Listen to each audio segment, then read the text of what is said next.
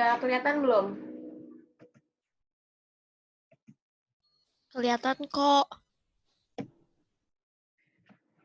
Assalamualaikum warahmatullahi wabarakatuh. Perkenalkan, nama saya Jessie Jenny Jennifer. Kali ini saya akan mengadakan pelatihan mengatasi stres dalam bekerja. Sebelumnya, saya ucapkan terima kasih kepada partisipan yang sudah menghadiri pelatihan saya ini.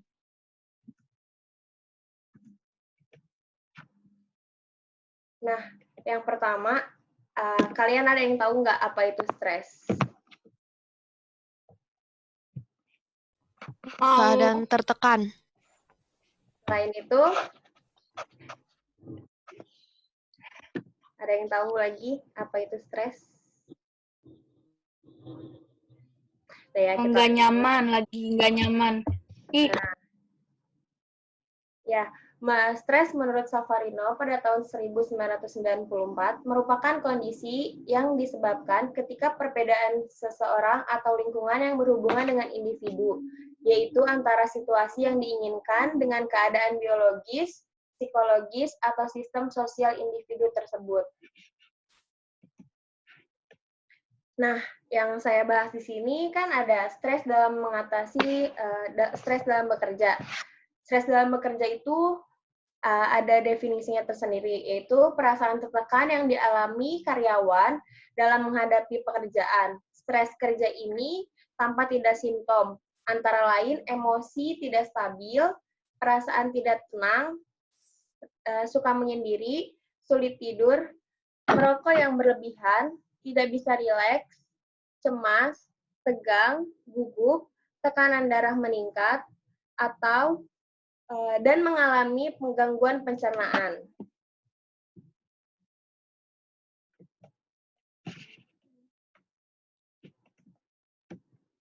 Nah, selanjutnya ada akibat-akibat stres. Apa saja sih akibat stres itu? Nah, yang pertama ada akibat subjektif. Akibat subjektif itu yaitu kegelisahan, kelelahan, atau kebosanan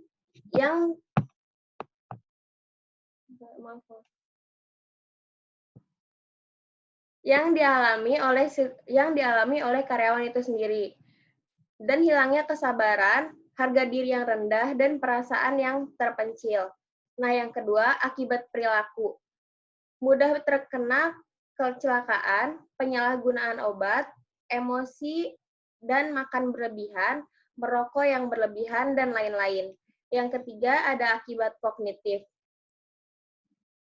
Tidak mampu mengambil keputusan yang sehat, kurang konsentrasi, sangat peka terhadap ancaman, dan lain-lain. Yang keempat, ada akibat fisiologis.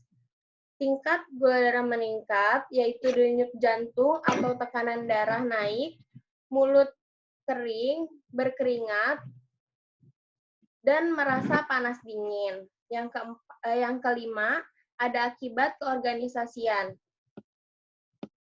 Produktivitas rendah, mengasingkan diri dari pekerjaan, ketidakpuasan kerja, menurunnya keterikatan dan loyalitas terhadap organisasi.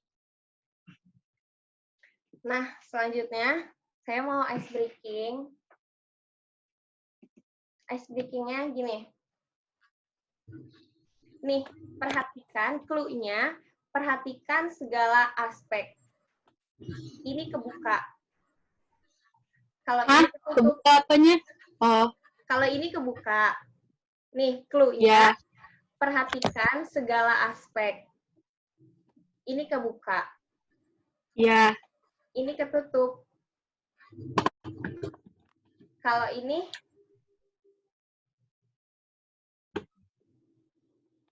kebuka, ketutup. Nggak tahu. Kebuka. Buka ya. J. Clue-nya, perhatikan segala. Kasih suara gue. Kedengeran? Oh, oke. Clue-nya, perhatikan segala aspek yang saya pegang, dan yang saya mimik yang saya sampaikan kepada teman-teman semua. Nih ya, ini ketutup, ini kebuka. Kalau ini Iya, iya. Ocha, suruh jawab sih Ocha tuh, Ocha. Tutup. kalau ini Ketutup nggak? salah, ini kebuka. Buka tadi. Nih, ulangin ya. Ini kebuka. Ini kebuka. Ketutup. Ih, Kalau ini kebuka. Tutup. Oh, ya, ini kebuka. kebuka. Ini kebuka. Sih, gue nggak paham loh. Woi, Ocha, kasihan dia Ocha aja. Kasihan. Dulu deh. Ya. Ini kebuka. Kok kebalik sih? Ini kebuka. Kebuka. Ini kebuka. Ini ketutup. Kalau ini Kebuka. Kebuka. ya. Iya, benar. Lu mau sulap, Jay? Iya, benar. Nah, teman-teman mungkin di sini udah ada yang beberapa yang paham dan mungkin ada beberapa yang nggak paham juga. Nih, jadi saya kasih tahu ya. Kan clue-nya saya bilang perhatikan segala aspek. Nah, aspek itu kan bisa jadi dari mulut saya juga, mimik yang saya keluarkan juga. Nah, saat saya ngomong ini kebuka, mulut saya kebuka. Nah, kalau saya ngomong ini ketutup, mulut saya tertutup. Nah, jadi kalau misalkan saya nanya ini apa? Nah, ini kan mulut saya kebuka, jadi ini jawabnya ini kebuka, gitu. Oh, iya. Nah, ya. Makasih ya, teman-teman. Nah, selanjutnya, apa aja sih penyebab stres kerja? Yang pertama ada lingkungan fisik, yaitu penerangan, suara, suhu, polusi udara, sampah, ruangan, dan layout. Itu yang mempengaruhi stres kerja di lingkungan fisik. Yang kedua, ada penyebab individual, yaitu beban kerja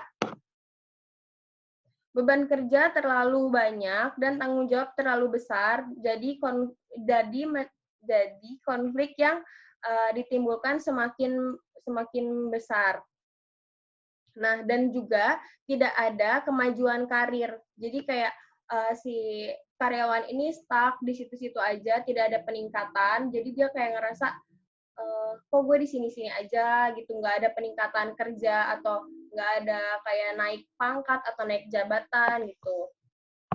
Yang ketiga ada penyebab kelompok, hubungan yang kurang baik dengan teman atau atasan dan teman di luar kerja. Nah, mungkin yang ini tuh jadi faktor besar banget ya, karena kan kadang-kadang kita juga kalau misalkan teman kelompok atau teman main atau yang lainnya gitu, yang terutama teman kelompok atau teman kerja, kalau misalkan kita ngerasa teman kita ini nggak baik sama teman kita, pasti menyebabkan stres gitu kan di kerjaan kita atau yang kita alamin. Nah, yang terakhir ada penyebab keorganisasian, struktur organisasi dan kebijakan yang tidak jelas. Kadang-kadang dari struktur organisasi perusahaan itu sendiri ada yang tidak jelas dan itu membuat kita stres dalam bekerja karena kita mikir nih, aduh gimana ya ini kok struktur organisasinya nggak jelas gitu. Jadi kita tuh jadi ngambang, jadi karyawan tuh jadi kayak susah gitu. Maksudnya jadi ngambang aja kalau dalam bekerja itu. Nah, selanjutnya ada pendekatan stres kerja. Yang pertama ada pendekatan individu, yang kedua ada pendekatan perusahaan. Yang pertama, pendekatan individu itu ada meningkatkan keimanan, ada melakukan kegiatan olahraga, melakukan relaksasi, dan dukungan sosial dari teman dan keluarga, dan yang terakhir menghindari kebiasaan rutin yang membosankan. Nah, ini pendekatan stres kerjanya. Terus pendekatan perusahaan, yaitu memperbaiki iklim organisasi, yang kedua perbaikan lingkungan fisik, yang ketiga menyediakan sarana olahraga, yang keempat melakukan analisis dan kejelasan tugas, yang kelima ada meningkatkan partisipan pegawai dalam pengambilan keputusan, yang keenam ada melakukan rekonstruksi tugas pegawai. Nah, yang saya sebutkan tadi adalah bagian-bagian dari pendekatan stres kerja untuk pendekatan individu dan pendekatan organisasi atau perusahaan. Nah, selanjutnya ada dampak negatif stres kerja. Bagi perusahaan dan karyawan, menurunnya prestasi kerja, meningkatnya ketidakhadiran kerja, menurunnya tingkat produktivitas kerja, menurunkan pemasukan dan keuntungan bagi perusahaan, kerugian finansial bagi perusahaan. Nah, kalau misalkan kita ngerasa stres kerja, pasti untuk kitanya sendiri atau untuk perusahaan itu sendiri pasti banyak mengalami atau banyak dampak buruknya ya untuk perusahaan itu sendiri, untuk karyawan itu sendiri, antara lain yang tadi saya bacakan atau yang bisa teman-teman lihat dari slide share yang saya tampilkan. Nah, yang kedua ada bagi individu atau karyawan itu sendiri. Munculnya masalah-masalah seperti kesehatan, psikologis, dan interaksi personal. Karena kalau nggak bisa dipungkiri ya, kalau misalkan kita ngerasa stres itu pasti semua itu beruntutan gitu kan. Jadi kayak misalkan awalnya kita stres gitu, terus kita ngerasa kita kayak gini-gini aja, terus pasti kesehatan kalian terganggu, psikologis kalian juga terganggu gitu kan. Nah, terus ada cara mengatasi stres kerja. Yang pertama, pertahankan kesehatan tubuh. Nah, ini yang paling penting karena kalau misalkan kita udah stres, terus tubuh kita drop, kita nggak bisa, maksudnya kita untuk kerja lagi, untuk mengatasi stres lagi itu nggak bakal bisa kan. Jadi kita harus pertahankan kesehatan tubuh kita gimana pun caranya.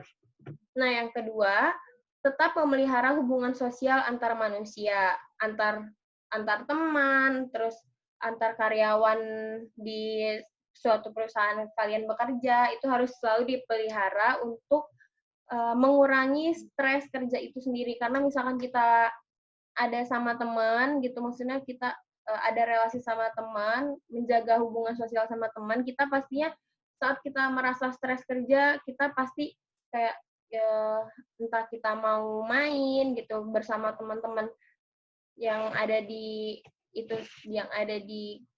tempat kerja itu sendiri. Halo, suara saya masih terdengar nggak? Tadi Dengar, putus-putus. Kak. Tadi Tapi sekarang udah jelas. Oh, oke. Ya, yang ketiga, lakukan tindakan positif dan konstruktif dalam mengatasi stres kerja. Nah, untuk ini, jangan pernah kalian itu saat mengalami stres kerja, kalian malah makin memperburuk suasana. Jangan sampai kalian itu udah mengalami stres kerja nih, kalian nggak mau bangkit dari stres kerja tersebut gitu. Yang ada kita harus bangkit dan konstruktif dari stres kerja tersebut. Gimana caranya supaya saya ini nggak mengalami stres kerja lagi gitu. Nah, yang keempat, tetap berusaha mempertahankan aktivitas kreatif di luar pekerjaan. Nah, mungkin teman-teman ada yang ngerasa stres dalam bekerja, bisa tuh kalian cari selingan lain, hal-hal yang positif, yang bermanfaat untuk kalian lakukan gitu, untuk mengurangi stres kerja tersebut. Nah, yang kelima, ada melibatkan diri dalam pekerjaan atau hal yang berguna. Misalnya kalian di rumah ikut kayak Karang Taruna atau semacamnya gitu, atau ikut organisasi di tempat-tempat lain, itu kan positif ya, terus berguna juga untuk kitanya, terus bisa jadi itu untuk mengurangi stres kerja teman-teman semua. Nah, yang terakhir, ada gunakan metode analisa ilmiah yang cukup rasional dalam menganalisa stres kerja yang dialami. Ini kalau misalkan kita kalau udah ngerasa stres kerja, terus kayak ini, maksudnya jangan asal nebak-nebak stres kerja karena ini, karena ini, karena ini. Jadi kita harus bisa menganalisa diri kita sendiri. Terus sangkutin semuanya itu ke yang arah rasional-rasional gitu. Jangan sampai kita mikirnya nggak yang rasional gitu, atau analisa buruk, nggak secara ilmiah atau gimana. Nah, yang selanjutnya Jangan pernah mengatasi stres kerja. Jangan pernah mengatasi stres kerja dengan kebiasaan buruk seperti bermain game, karena bermain game itu bakal banyak banget ngebuang waktu kalian dan emang mungkin dengan bermain game stres kerja yang kalian alami itu bakal menurun karena kalian udah asik main game, tapi bermain game ini bukanlah solusi yang terbaik. Banyak solusi yang baik untuk mengurangi stres kerja. Jangan pernah bermain game karena kalau bermain game, kita udah berlarut-larut main game, ngerasa asik, dan kita malah lupa sama kerjaan kita. Nah, juga terus menonton televisi, bermain kartu, dan karaoke. Mungkin kalau untuk selingan atau untuk hiburan di saat libur kerja, misalnya hari Sabtu Minggu, itu boleh, tapi durasinya itu jangan terlalu panjang, karena kalau durasinya panjang itu bakal buat kalian kayak ngerasa nyaman di hal yang itu. Jadi kalian akan terus-terusan menjalankan hal itu seperti bermain game, menonton televisi, bermain kartu dan karaoke, dan kalian akan lupa akan tugas-tugas atau kerjaan kalian.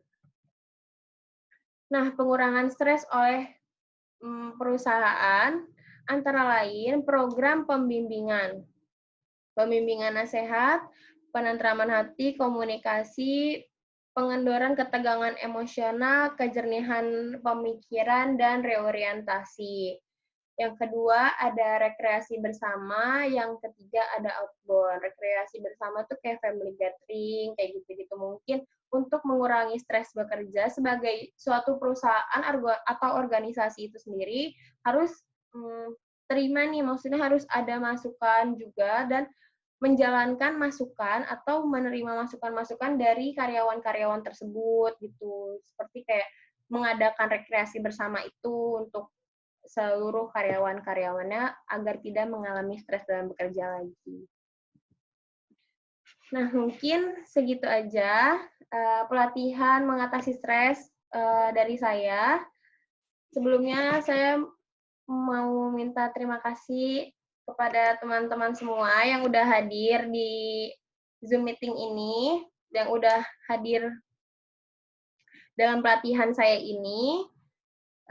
Kurang lebihnya mohon maaf. Wassalamualaikum warahmatullahi wabarakatuh. Waalaikumsalam warahmatullahi wabarakatuh.